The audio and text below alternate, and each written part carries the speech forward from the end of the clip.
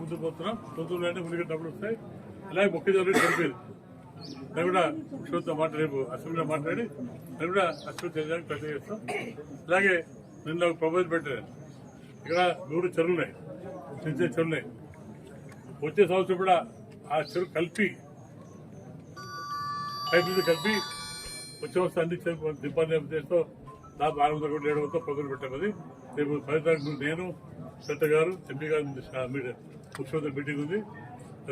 తప్పకుండా శాంక్షన్ తీసుకుంటాం.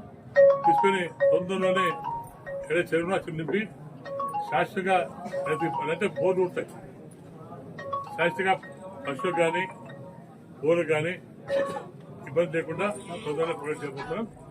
ప్రభుత్వం మీ ప్రభుత్వం నేను కొత్త పిచ్చి కూడా మళ్ళీ మార్చవుతా కొత్త పిచ్చి ఇవ్వబోతున్నాం. ఇంకా సమస్య ఉంటే తప్పకుండా మీ అధికారులైతే మీరు నాయకులు చెప్తే తప్పకుండా కృషి చేస్తాం.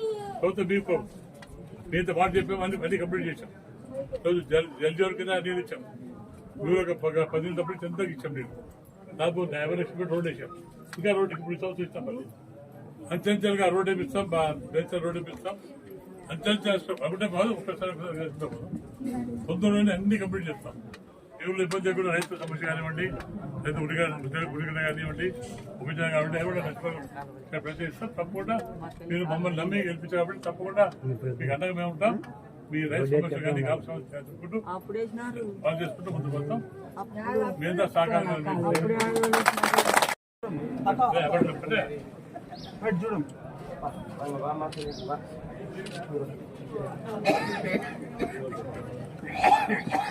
ఇడ్లీ అప్పకి